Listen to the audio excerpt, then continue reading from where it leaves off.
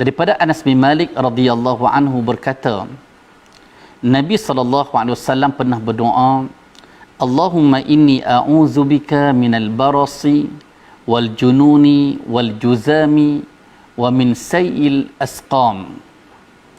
Ya Allah, aku berlindung denganmu daripada penyakit sopak, penyakit gila, penyakit kusta dan penyakit-penyakit yang buruk. Hadis diriwayatkan oleh Al-Imam Abu Dawud dengan sanad yang sahih.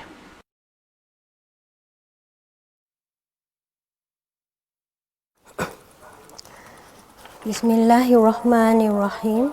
Assalamualaikum warahmatullahi taala wabarakatuh dan salam sejahtera. Bertemu kita secara maya dalam program Tuition Online Perlis Mengaji. Terima kasih diucapkan kepada pihak penganjur iaitu pihak Jabatan Pendidikan Negeri Perlis dengan kerjasama Kerajaan Negeri Perlis, Jabatan Had Ehluar Agama Islam Negeri Perlis JAIPS dan Majlis Agama Islam dan Adat Istiadat Melayu Perlis MAIPS kerana menjayakan program tuition online ini sebagai salah satu pendekatan untuk membantu anak-anak didik, khususnya anak-anak didik Negeri Perlis. Okey, bertemu kita buat pertama kalinya di sini dalam slot Sains SPM bersama dengan Cikgu Nur Azlina binti Abu Bakar dari Sekolah Agama Al-Islahiyah Menengah. Okey, pada hari ini cikgu ingin mengajarkan bab yang terakhir dalam tingkatan 5 iaitu bab 8, Elektronik dan Teknologi Maklumat atau ICT. Cikgu fokus hari ini kepada topik 8.1 iaitu gelombang radio. Okey, ada 3 objektif pembelajaran pada hari ini iaitu yang pertama memerihalkan ciri-ciri gelombang, yang kedua mengenal pasti kedudukan gelombang radio dalam spektrum elektromagnet dan yang ketiga menghubungkaitkan ciri-ciri gelombang radio dalam komunikasi. Okey, cuba kamu perhatikan cara perbualan mereka dalam gambar ajar di sini. Okey, fikirkan bagaimanakah maklumat ini disampaikan. Okey, kita perhatikan bagi situasi A, okey, di mana dua orang ini berbual, okey, lelaki dan perempuan itu berbual dan di sini maklumat disampaikan. Ini menunjukkan salah satu penggunaan gelombang bunyi dalam komunikasi. Okey, manakala bagi situasi B, okey, berlainan sedikit. Mereka juga berkomunikasi tetapi dengan menggunakan telefon pintar. Okey. Mereka berhubung dengan orang yang lebih jauh daripada mereka, bahkan mungkin di seluruh dunia. Okey, ini pula menunjukkan contoh kegunaan gelombang radio dalam komunikasi. Okey. Sekarang ni cikgu nak kamu buka mata, kamu nampak penggunaan gelombang radio telah memudahkan kita untuk berkomunikasi berbanding kita pada zaman dahulu, zaman batu kan. Kita hanya menggunakan gelombang bunyi untuk berkomunikasi. Tapi inovasi membolehkan kita menggunakan gelombang radio untuk berkomunikasi sehingga seluruh dunia. Hebat kan?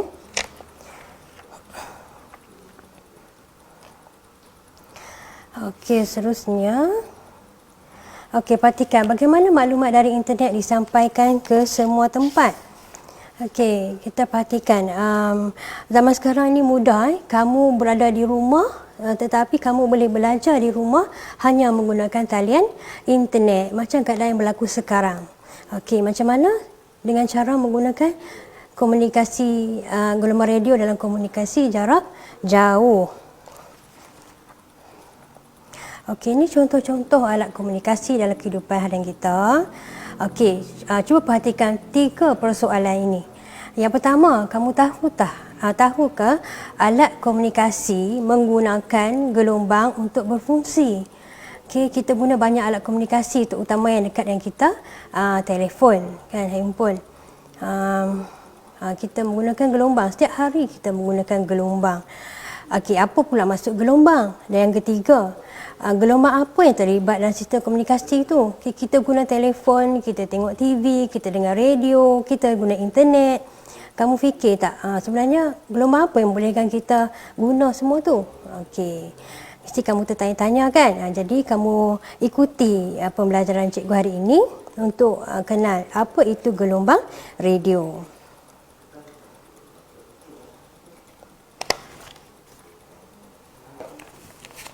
Okey, apa itu gelombang? Di sini ditunjukkan bentuk gelombang yang terhasil daripada riak air. Okey, ni.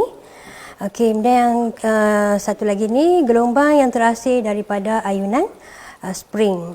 Okey, ni. Terus seterusnya. Okey, gelombang. Okey, satu bentuk gangguan atau satu gerakan berayun berulangan yang merambat iaitu bergerak melalui suatu ruang. Okey. Ya, seterusnya dia terhasil melalui getaran atau dalam media yang bergetar atau berayun. Okey, contoh yang paling mudah kita tengok petikan gitar. Okey, tali gitar dalam keadaan statik, kemudian kita petik, dia akan bergetar kan. Getaran tali gitar itu menghasilkan gelombang bunyi. Itu salah satu contoh. Okey, gelombang digunakan untuk menyebarkan maklumat dari satu kawasan ke kawasan sekitarnya. Gelombang juga membawa bersama tenaga. Tenaga ini disebarkan dari satu kawasan ke kawasan sekitarnya. Contohnya kita guna untuk siaran TV dan radio. Contoh gelombang di sekeliling kita, bunyi, cahaya dan kita tengok gambar ni. Ada gelombang air dan gelombang radio. Nampak kan di sekeliling kita ni ada bermacam-macam gelombang. Seterusnya berkenaan dengan osiloskop sinar katod. Alat ini digunakan untuk mengesan gelombang elektrik. Dia ni mengesan, alat ini mengesan input arus ulang alik, simbol dia AU, dan dipindahkan ke output ulang alik. Ini adalah rajah osiloskop. Dia boleh menghasilkan gelombang pada skrin. Susunan radas. Bagaimana untuk memerhatikan gelombang elektrik? Yang pertama, hasil janaan bunyi daripada mikrofon ialah satu bentuk gelombang janaan elektrik. Ini mikrofon. Gelombang elektrik. Dia terpapar di terminal Y osiloskop. Janaan bunyi ini terpapar di sini, skrin sini. Osiloskop ini mengesan input arus ulang alik dan dipindahkan ke output arus ulang alik.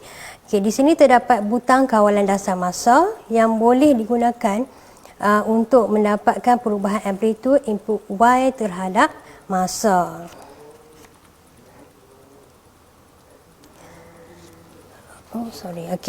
Yang pertama kita perhatikan, apakah ciri-ciri gelombang? Ini adalah objektif yang pertama.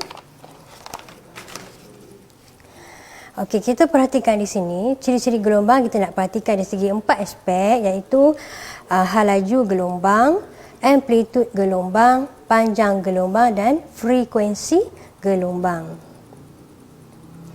Berkenaan dengan panjang gelombang, adalah jarak di antara dua anjakan maksimum atau minimum yang berturutan. Atau dia juga dikatakan jarak di antara dua puncak gelombang yang berturutan atau dua lembangan gelombang yang berturutan. Kita perhatikan graf sesaran jarak ini. Kita nampak yang di atas ini, inilah dipanggil puncak. Dan yang di bahagian bawah ini adalah lembangan. Kalau panjang gelombang antara puncak ke puncak, kita tengok dia punya jarak. Inilah dipanggil panjang gelombang. Dia tulis simbol macam ni. Ini adalah simbol bagi panjang gelombang, dipanggil lambda. Unit SI dia adalah meter km.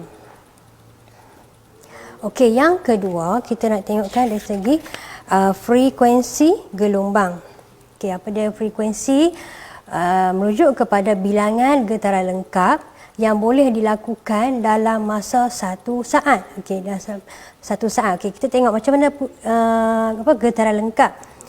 Okey, kalau ini pergerakan zarah ni daripada mula, okey, pergi ke puncak, okey, dia turun ke lembangan, lengkap ke titik keseimbangan semula. Okey, ni barulah dikira sebagai satu kitaran lengkap. Okey, tapi masa, tengok masa dia 0.5 saat. Okey, jadi tak cukup lagi 1 saat kan? Kita nak 1 saat.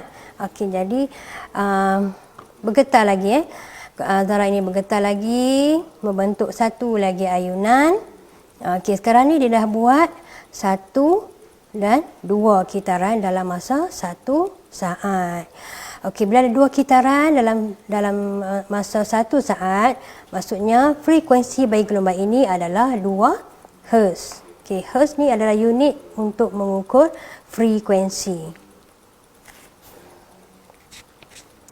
Okey, berkenaan dengan amplitude gelombang adalah sesaran maksimum suatu zarah dari kedudukan keseimbangannya, okey, melalui suatu jasad yang bergetar. Okey, ini kedudukan keseimbangan. Okey, zarah tu tersesar ke kedudukan maksimum, paling atas lah di puncak. Okey, so di sini ni kita panggil amplitude. Okey, amplitude suatu gelombang menjadi kecil apabila merambat semakin jauh dari sumber kerana kehilangan tenaga. Okey, ni maksudnya macam ni. Macam kita buat eksperimen ayunan bandul. Okey, ayunan bandul masa kita tarik ladung kita tu dan kita lepaskan, dia berayun, ayunan dia besar. Okey. Kemudian kita biarkan sampai dia berayun, contohnya sampai 10 ayunan. Ayunan yang ke-10 tu, ayunan dia dah makin kecil. Okey, sebab apa? Sebenarnya dia dah kehilangan tenaga. Okey, unit SI bagi pengukuran amplitude adalah unit meter. Okey, seterusnya berkenaan dengan halaju gelombang. Okey, apa dia halaju? Halaju adalah jarak yang dirambat dalam bentuk gelombang dalam masa 1 saat. Okey. Simbol bagi halaju adalah V. Okey, unit dia meter sesaat. MS kuasa negatif 1. Okey, halaju gelombang V sama dengan F lambda, iaitu halaju sama dengan frekuensi darab panjang gelombang. Okey, macam ni kita guna segitiga ni, formula yang mudah, segitiga macam ni. Okey, V di atas. Okey, ini kita pecahkan, ini merujuk kepada tanda pecahan. Okey, di bawah ni F, pecahkan lagi, ini merujuk kepada darab lambda. Okey, V sama dengan F darab lambda. Okey, kita perhatikan contoh. Okey, contoh yang pertama. Sebuah piano menghasilkan bunyi dengan frekuensi 442 Hz. Okey, berapakah panjang gelombang bagi gelombang bunyi yang terhasil? Okey, diberi di sini halaju bunyi dalam udara adalah 330 meter sesaat. Okey, yang pertama kita keluarkan nilai yang diberi. Okey, tulis di sini F sama dengan 442 Hz. V sama dengan 330 meter sesaat. Okey, kemudian kita guna formula. Kita nak kira lambda kan. Jadi untuk formula ni nak kira lambda, kita tutup simbol lambda ni. Maka yang kita nampak V per F. Mudah je kan? So V lambda sama dengan V per F. Maka kita gantikan nilai V 330, F dia 442. So kita dapatlah jawapan dia 0.75 meter. Okay, ingat kita ukur panjang gelombang, kena betul lah unit dia meter. Okay, bagi contoh yang kedua, suatu sumber menghasilkan gelombang bunyi berfrekuensi 250 Hz. Okay, dengan panjang gelombang 2 meter. Okay, berapakah halaju gelombang itu? Kita keluarkan nilai. Okay. Yang pertama, frekuensi 250 Hz, panjang gelombang 2 meter dan V, halaju sama dengan berapa? Okay, kita keluarkan formula. Okay, formula kita tutup di bahagian V. Okey. Okey, jadi V sama dengan F darab lambda. Jadi V sama dengan, gantikan nilai F 250, lambda 2, maka jawapan dia hal laju sama dengan 500 meter per saat. Okey, bagi contoh yang ketiga. Okey, rajah di bawah menunjukkan gelombang yang dijana pada frekuensi 60 Hz. Berapakah hal laju gelombang dalam meter per saat? Okey, biasa kita keluarkan nilai. Okey, kita ambil frekuensi 60 Hz. Yang di bawah ni panjang gelombang. Okey, macam mana nak kira? Kamu tengok dia bagi kat sini semua ni 4 meter. Okey, kemudian kita boleh tengok agihan ni sebahagian daripada 4 meter. So 2 meter panjang gelombangnya. Okey, jadi kita nak cari hal laju kan untuk V. Okey, jadi V sama dengan F lambda. V F-nya 60 darab dengan lambda 2 sama dengan 120 meter per saat. Okey, jawapan dia C.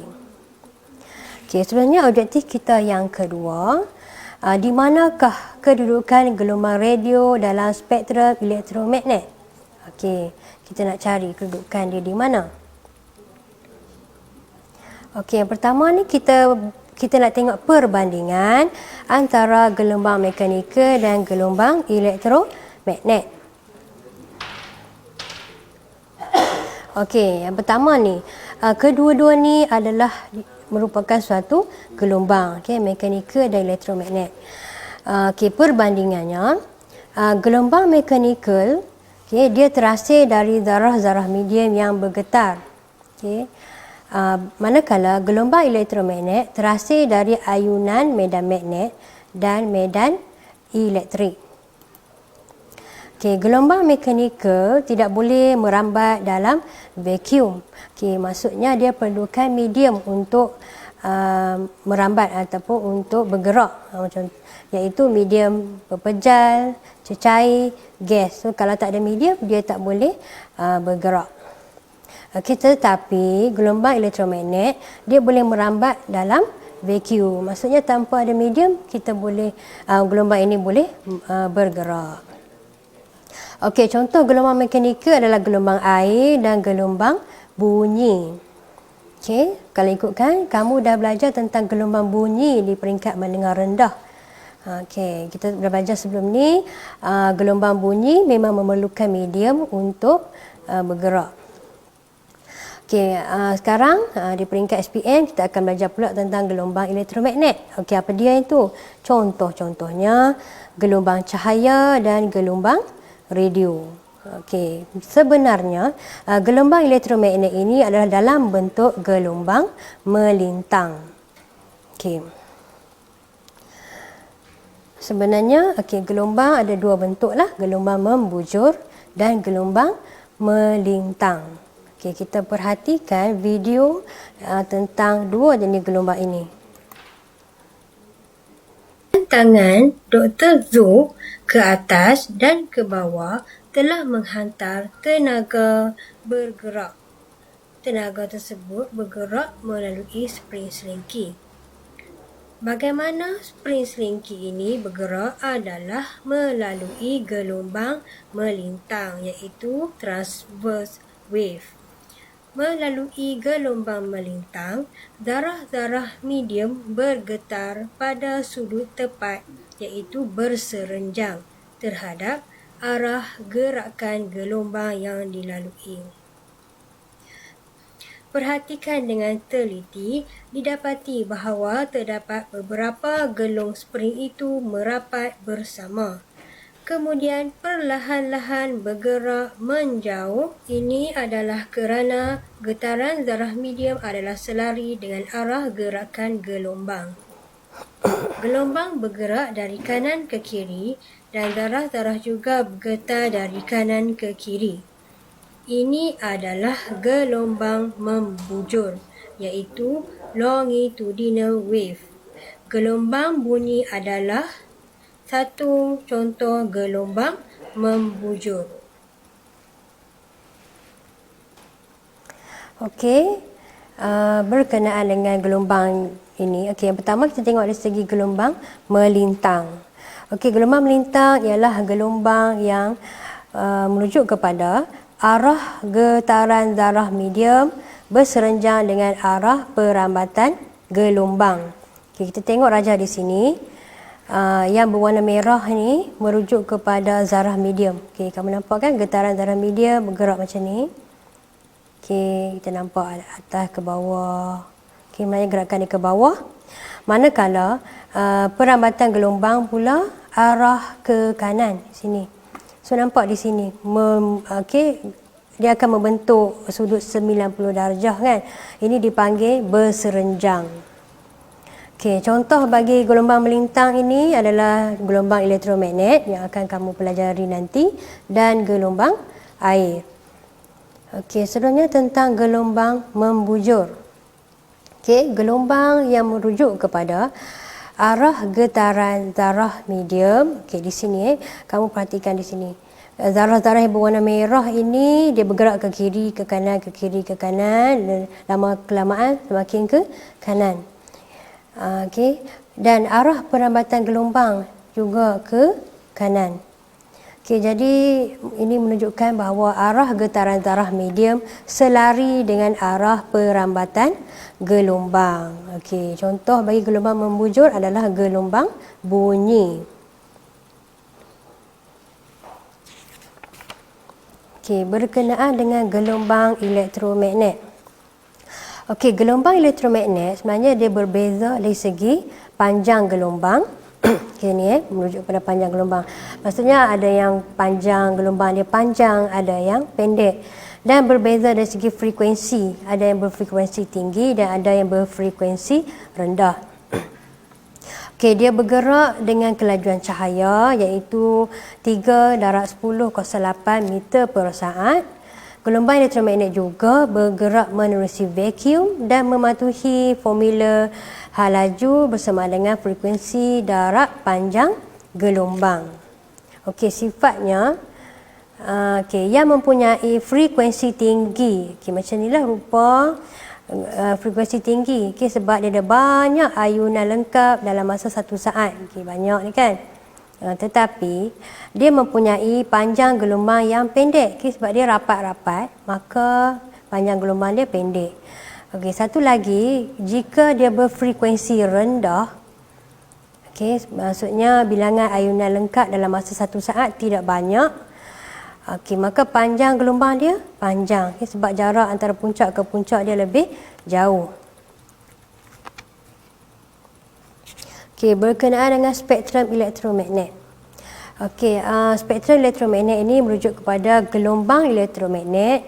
Ia adalah gelombang yang mempunyai sifat elektrik dan sifat magnet. Okey, seperti yang cikgu tunjuk sebelum ni, perbandingan antara gelombang elektromagnet dan gelombang mekanik. Okey, dia terdiri daripada gelombang radio, gelombang mikro, sinar inframerah, cahaya nampak, sinar ultraviolet, sinar X dan sinar gamma. Okey, ni di sebelah kanan ni menunjuk kepada cara mudah untuk kita menghafal nama-nama gelombang. Iaitu rancangan malam ini cantik untuk Swapoto Gang. Okey, rancangan merujuk kepada radio, malam mikro, ini inframerah, cantik cahaya nampak untuk ultraviolet dan Swapoto untuk sinar X, gang untuk gamma. Okey. Seterusnya di sini menunjukkan kepada urutan gelombang elektromagnet dalam spektrum elektromagnet mengikut panjang gelombang yang semakin bertambah. Okey, tadi kita tengok nama-nama tadi kan. So macam inilah susunannya. Sinar gamma yang mempunyai panjang gelombang yang pendek, paling pendek. Kemudian diikuti dengan sinar X, panjang gelombang dia semakin bertambah. Sinar ultraviolet, panjang gelombang dia lagi bertambah. Cahaya nampak, sinar inframerah, gelombang mikro dan gelombang radio. Okey. Di mana gelombang radio ni mempunyai panjang gelombang yang paling panjang dalam spektrum elektromagnet. Okey, ini objektif kita lah, kita nak tengok di mana kedudukan gelombang radio. Okey. Okey, dalam spektrum elektromagnet kita boleh perhatikan gelombang radio di sini mempunyai frekuensi terendah. Sebab bilangan ayunan sesaat kurang. Tetapi dia mempunyai panjang gelombang yang terpanjang kerana jarak antara puncak ke puncak jauh. So ringkasannya di sinilah frekuensi semakin bertambah daripada gelombang radio ke sinar gamma. Manakala jarak gelombang semakin berkurang dari gelombang radio ke sinar gamma. Objektif kita yang ketiga. Apakah hubung kait antara ciri-ciri gelombang radio dan komunikasi?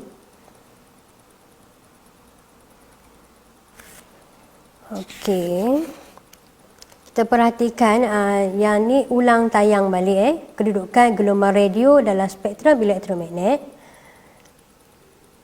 Gelombang radio digunakan untuk penyiaran. Kerana sifatnya tidak diserap oleh lapisan atmosfera kerana boleh dipantulkan, dibias dan dibelau. Jadi dia tidak mudah dihalang oleh halangan. Contohnya kalau ada kawasan yang berbukit, bergunung, tidak ada masalah untuk menyebarkan gelombang radio. Dia bergerak melalui vacuum dan bergerak pada kelajuan cahaya. Penggunaan gelombang radio. Penggunaan yang berlainan panjang gelombang digunakan untuk tujuan berlainan. Sebab gelombang radio ada 3 kegunaan. Kita tengok nanti. Dia dikelaskan melalui frekuensi gelombang yang berubah dalam julat beberapa kilohertz hingga beberapa gigahertz. Kat sini kita tak nampak rajah. Dia sama seperti tadilah, kita bayangkan spektrum elektromagnet dengan frekuensi yang berbeza-beza itu. Sebenarnya frekuensi berbeza, kegunaan dia juga berbeza. Sebab itulah dia kata dia kelaskan berdasarkan frekuensi gelombang penggunaannya. Kita perhatikan nanti. Yang ni frekuensinya rendah. Daripada gelombang untuk radio ke gelombang mikro, frekuensi yang lebih tinggi. Kegunaan juga berbeza lah. Ini menunjukkan penggunaan gelombang radio dalam penghantaran maklumat. Contohnya kita guna gelombang radio ni untuk penyiaran televisyen, telefon bimbit dan telegraf tanpa wayar, komunikasi di angkasa lepas menggunakan satelit, sistem radar untuk perkapalan dan penerbangan, internet dan mesin faksimile dan penyiaran radio. Semua ini dikatakan gelombang radio digunakan sebagai gelombang pembawa maklumat. Kegunaan gelombang radio dalam penghantaran maklumat. Kalau kamu perhatikan macam banyak sangat nak tengok kan. Sebenarnya secara umum kita nampak kat sini, bagi yang berfrekuensi rendah, rendah. Julat frekuensinya rendah, kita gunakan untuk radio gelombang panjang. Bagi yang berfrekuensi sederhana, iaitu julat frekuensi 300 kHz ke 3 MHz, digunakan untuk radio gelombang sederhana, siaran radio tempatan. Kemudian semakin tinggi kan, bagi yang berfrekuensi tinggi, pada julat frekuensi 3 MHz ke 30 MHz, digunakan untuk radio gelombang pendek, iaitu komunikasi amatur. Dan seterusnya bagi frekuensi sangat tinggi, frekuensi 30 MHz ke 300 MHz, digunakan untuk radio FM, peranti kaji cuaca. Bagi frekuensi ultra tinggi, 300 MHz ke 3 GHz, digunakan untuk siaran televisyen. Dan bagi frekuensi super tinggi, iaitu julatnya melebihi 3 GHz, digunakan untuk getaran cas elektrik dalam pemancar gelombang mikro. Kemudian cikgu akan tunjukkan kepada kamu satu-satu penggunaan gelombang ini. Kita tengok tadi banyak kan frekuensi rendah, sederhana, tinggi. Sekarang ni kita kelaskan gelombang berfrekuensi rendah dan gelombang berfrekuensi tinggi.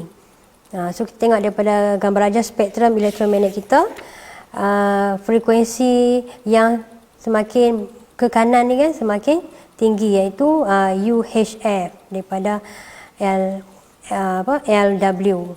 LW ni low wave lah. Gelombang berfrekuensi rendah dia dikenali sebagai gelombang bumi. Digunakan untuk komunikasi tempatan. Sebab apa? Dia merambat berdekatan dengan permukaan bumi. Ini frekuensi rendah. Kemudian gelombang radio berfrekuensi rendah, sederhana dan tinggi. Digunakan dalam penyiaran radio AM, iaitu modulasi amplitud. Di mana amplitud gelombang boleh diubah mengikut maklumat yang dihantar. Ini disebut gelombang radio termodulasi.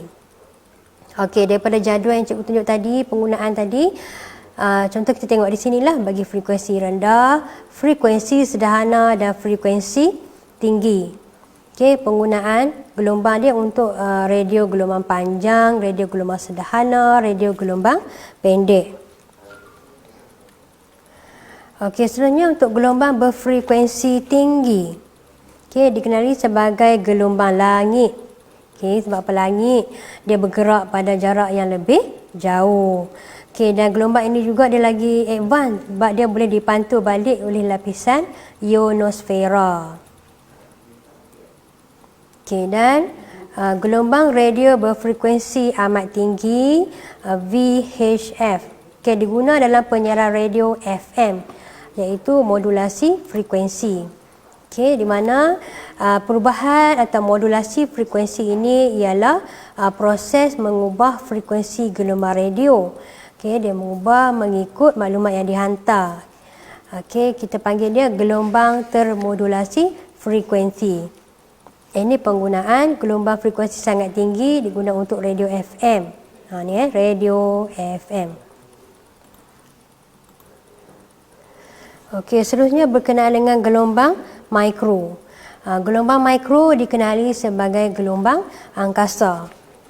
Dia merambat melalui ionosfera ke angkasa lepas dan tidak dipantul balik oleh lapisan ionosfera. Maksudnya daripada bumi, gelombang itu merambat sampai ke lapisan ionosfera. Dan dia tak pantul balik. Kalau tadi gelombang frekuensi tinggi, dia boleh dipantul balik. Ini berbeza. Penerimaan dan pemancaran menggunakan satelit. Ini adalah rajah menunjukkan penghantaran maklumat menggunakan gelombang radio. Di sini adalah pemancar. Ini merujuk pada bumi dan ini satelit. Kita tengok di sini ini gelombang bumi, penggunaan frekuensi rendah. So nampak penghantaran maklumat di kawasan yang dekat. Dan frekuensi tinggi pula gelombang langit. Nampak gelombang langit. Pemancar ni memancarkan gelombang, dia boleh dipantul balik oleh lapisan ionosfera. Dan seterusnya gelombang angkasa, itu gelombang mikro. Dia tidak dipantulkan oleh lapisan ionosfera. Maka dia bergerak lebih jauh. Kegunaan gelombang radio dalam komunikasi. Sebenarnya ada 3 kegunaan: untuk siaran radio, untuk siaran televisyen dan untuk komunikasi satelit. Yang pertama, cikgu nak tunjuk kepada kamu gelombang untuk siaran radio. Kita perhati untuk siaran radio mempunyai panjang gelombang yang paling panjang. Mempunyai panjang gelombang yang sangat panjang. daripada beberapa ratus meter hingga beberapa ribu meter. Okey, dia dapat dihantar sangat jauh kerana dia dapat dipantau oleh ionosfera dan bumi. Okey, gelombang untuk siaran radio juga dalam bentuk frekuensi sederhana dan frekuensi tinggi. Okey, dia bermodulasi amplitud tersebut AM, digunakan dalam kawasan tempatan. Yang ini untuk frekuensi rendah. Bagi frekuensi tinggi, gelombang VHF. Okey, macam tengok jadual tadi kan, VHF. Dia termasuklah bunyi stereo. Okey, dia berubah mengikut maklumat bunyi yang hendak disiarkan, dikenali sebagai siaran radio bermodulasi frekuensi FM.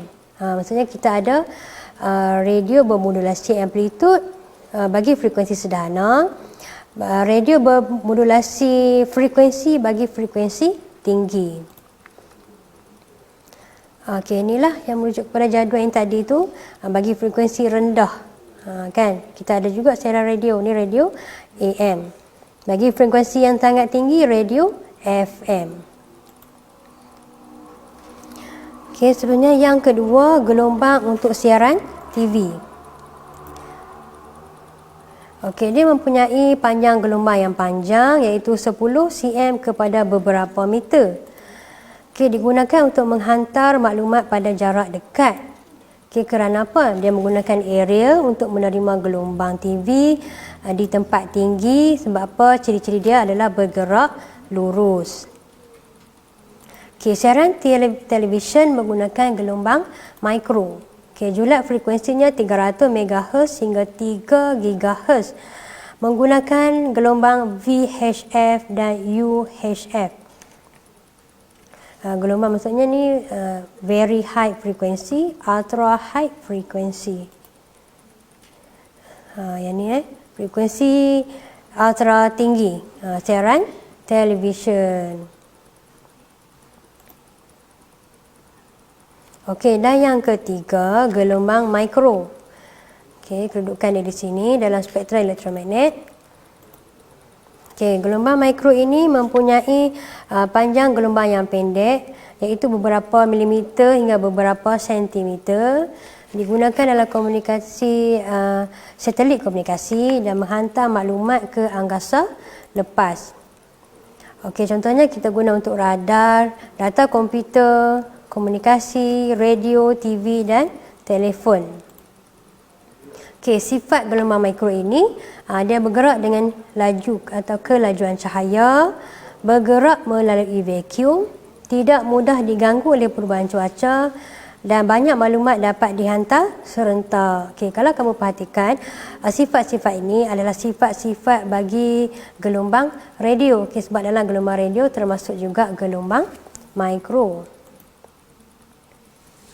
Okey, komunikasi satelit yang tadi tu sebenarnya dia menerima isyarat gelombang mikro dari bumi.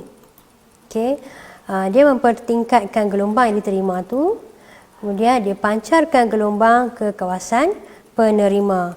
Okey, untuk tajuk komunikasi satelit, kamu akan belajar dengan lebih lanjut untuk topik 8.3 nanti. Okey, kita tengok kat sini penghantaran maklumat oleh 3 jenis gelombang radio. Okey, kita ada 3 kan, mikro, radio, TV. Okey, ini bumi, ini pemancar, satelit dan ini adalah lapisan ionosfera. Okey, gelombang mikro ni digunakan oleh satelit komunikasi. Ini mikro untuk satelit. Gelombang untuk siaran radio, okey, nampak dia dipantau dari ionosfera dan bumi ke tempat jauh. Ni dipancar, macam dia pancar kena ke lapisan ionosfera dan dia boleh pantul. Dia pancar ke tempat lebih jauh. Kalau untuk siaran TV, dia bergerak mengikut garis lurus pada jarak yang dekat. Okay, nampak dia menggunakan aerial. Okey, seterusnya bahagian pengukuhan kamu iaitu soalan. Okey, lengkapkan jadual tentang sifat-sifat gelombang berdasarkan penerangannya. Okey, yang ni cikgu terangkan tadi dah ciri-ciri gelombang yang kita ada 4 tu. Yang kita ada amplitude, laju, frekuensi, dengan panjang gelombang. Okey, tengok penerangan. Jarak antara puncak gelombang berturutan. Okey, puncak ke puncak. So ingat tak dia dipanggil apa? Okey, dia dipanggil panjang gelombang. Okey, yang kedua, jarak yang disesarkan oleh gelombang dari kedudukan asal. Okey, asal ke tempat yang tersesar. Ini dipanggil amplitude. Okey, yang ketiga, jarak dilalui oleh gelombang dalam masa sesaat. Okey, dia lalu dalam masa sesaat. Kita panggil laju. Dan yang keempat, bilangan gelombang lengkap dijana dalam masa sesaat. Ini kita panggil frekuensi. Okey, boleh ingat ya keempat-empat ni? Okey, soalan yang kedua. Jika suatu gelombang mempunyai frekuensi 800 Hz bergerak dengan laju 200 meter sesaat, berapakah panjang gelombang itu? Okey, kita keluarkan nilai. Okey. Frekuensi 800 Hz, laju bersama dengan 200 meter per saat. Okey, berapakah lambda? Okey, keluarkan formula kita. V sama dengan F lambda. Kita nak cari lambda kan? Jadi kita tutup lambda ni. Okey, jadi kita nampak sama dengan V per F. Okey, gantikan nilai. Lambda sama dengan 200 per 800. Maka lambda bersamaan dengan 0.25 meter. Okey, soalan 3. Apakah jenis gelombang radio yang digunakan oleh satelit untuk penghantaran maklumat? Kita ada 3 tadi. Radio, TV, mikro.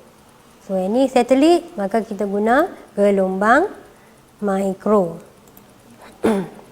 Okey, soalan yang keempat. Rajah menunjukkan suatu gelombang. Okey. Okey, berdasarkan rajah, berapakah panjang gelombang bagi gelombang itu? Kalau ikutkan dia bagi tadi tu, dia bagi macam ni kan. Kita nampak jarak. Okay, di sini jarak meter. Sini sini 0, 10, 20, 30, 40, 50, 60. Okey, jadi kita nak cari panjang gelombang mesti dari puncak ke puncak. Okey, so nampak puncak ke puncak. Maknanya daripada tengah sini 10 ke 20, 10 meter. Okey, di bahagian sini dah 10 meter. Jadi separuh daripada sini adalah 5 meter. Sini pun 5 meter. Maka panjang gelombang dia adalah 10 tambah 5 tambah 5. Sama dengan 20 meter. Okey, soalan yang seterusnya. Terangkan maksud panjang gelombang. Kita boleh rujuk nota kita yang tadi tu. Okey, panjang gelombang tu sebenarnya jarak di antara dua puncak gelombang berturutan. Puncak ke puncak. Okey, lukiskan garisan dalam rajah untuk menunjukkan amplitude gelombang. So, amplitude ingat balik daripada keadaan keseimbangan ke kawasan maksimum kan. Maksud amplitude pula, sesaran maksimum dari suatu zarah. Okay. Sesaran maksimum bagi suatu zarah dari kedudukan keseimbangannya. Okey, sebenarnya berapakah frekuensi gelombang jika laju gelombang ialah 3 darab 10 kuasa 4 meter sesaat? Okey, kita keluarkan nilai. Ini laju. Okey, kemudian nak cari frekuensi kan. Okey, panjang gelombang kita dah kira tadi 20 meter. Maka nak cari frekuensi, kita tutup simbol frekuensi ni. Jadi F sama dengan V per lambda. Gantikan nilai. Okey, 3 darab 10 kuasa 4. Ni kuasa 4 silap ni. Jadi 30,000 per 20 bersamaan dengan 150 Hz. So ingat frekuensi unit dia Hz.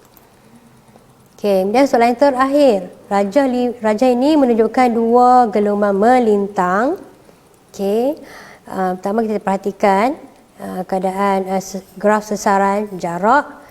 Okey, jarak dia 0, 2, 4, 6, 8, 10. Okey, sesaran tertinggi 2 cm. Kalau yang di bawah sesaran tertinggi 3 cm. Dia jarak dia 3, 6, 9, 12, 15. Okey, labelkan gelombang P. Tengok P. Okey, di atas ini dia labelkan yang ni sebenarnya. Ini cikgu tunjuklah, ini sebenarnya adalah panjang gelombang. Yang ni pula kedudukan sini dipanggil apa? Dipanggil amplitude. Okey, nyatakan panjang gelombang bagi gelombang P. Okey, ini pengiraan. Okey, daripada sini ke sini dah kita tahu 2 meter. Kalau untuk puncak ke puncak ni, so sini kosong kedua, sebahagian daripada dia adalah 1 meter. Maka yang ni 1 meter, di sini pun 1 meter. Jadi 1 tambah 2 tambah 1 bersama dengan 4 meter. Gelombang Q pula, okey, daripada sini ke sini 3 cm. Kita nak ni kan, panjang gelombang. Okey, jarak ini pula. Okey, 6 ke 9 adalah nilai dia 3 meter. Separuh daripada dia adalah 1.5 meter. Sama juga dengan di sini.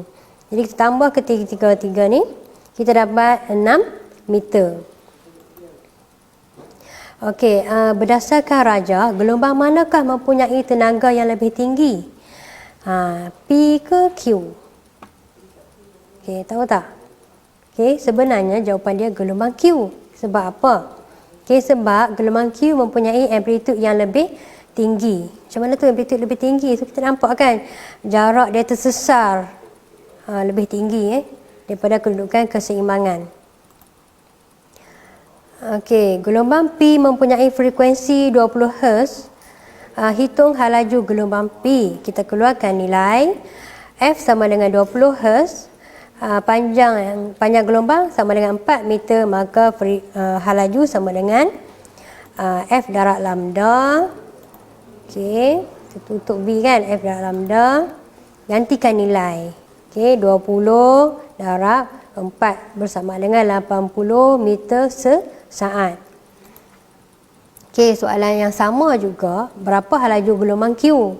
Okey, kalau frekuensi dia 40 Hz, keluarkan nilai juga. F sama dengan 40 Hz. Panjang gelombang bersama dengan ni 6 meter. Okey, V sama dengan F lambda. Gantikan nilai. Okey, benda yang sama nilai. Okey, F dia 40 darab dengan 6 sama dengan 240. Okey, alhamdulillah. Okey, berakhir sudah pembelajaran kita untuk topik 8.1. Okey. Jadi selesai dah 3 objektif pembelajaran.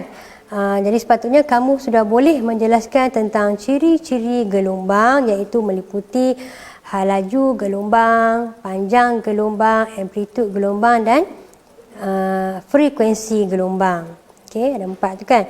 Okey, seterusnya kamu juga sepatutnya boleh mengenal pasti di mana kedudukan gelombang radio dalam spektrum elektromagnet. Okey, patutnya dalam otak kamu ni dah bayangkan dah rupa spektrum elektromagnet ni. Okey, macam ulat berlingkar tu. Dan di mana kedudukan gelombang radio ni adalah kawasan yang mempunyai panjang gelombang yang paling panjang. Dan ingat, nama-nama gelombang tu ikat kepada cerita. Ada 7 perkataan tadi kan. Rancangan, malam, ini cantik untuk Swapoto Gang. So rancangan radio, gelombang radio, malam gelombang mikro, ini gelombang inframerah, cantik untuk cahaya nampak, untuk sinar terunggu, untuk apa? Untuk swafoto sinar X, gang sinar gamma. InsyaAllah kamu boleh ingat dengan cakap tu. Okey, kemudian kamu yang terakhir, yang ketiga, kamu patutnya dapat menyatakan ciri-ciri gelombang radio dalam komunikasi. Iaitu ada 4 sifat dia lah kan gelombang radio ni. Dia tidak diserap oleh lapisan atmosfera, okay, sebab dia ni boleh dipantau, dibias dan dibelau. Dia tidak mudah dihalang oleh halangan.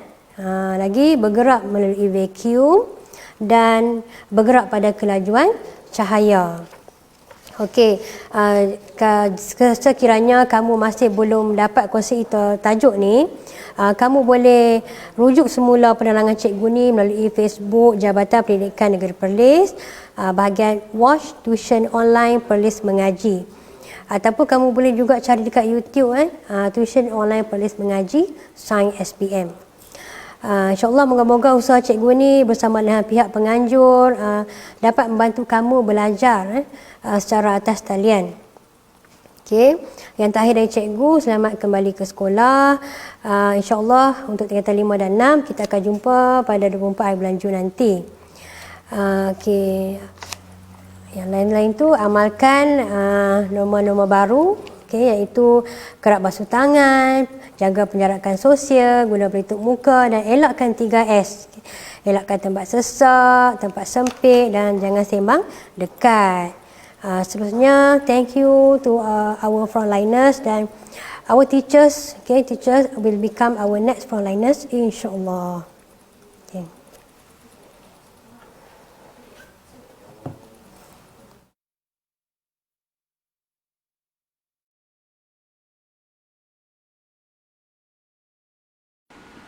Daripada Anas bin Malik radhiyallahu anhu berkata, Nabi SAW pernah berdoa, Allahumma inni a'udzubika minal barasi wal jununi wal juzami wa min sayil asqam. Ya Allah, aku berlindung denganmu daripada penyakit sopak, penyakit gila, penyakit kusta dan penyakit-penyakit yang buruk. Hadis diriwayatkan oleh Al-Imam Abu Dawud dengan sanad yang sahih.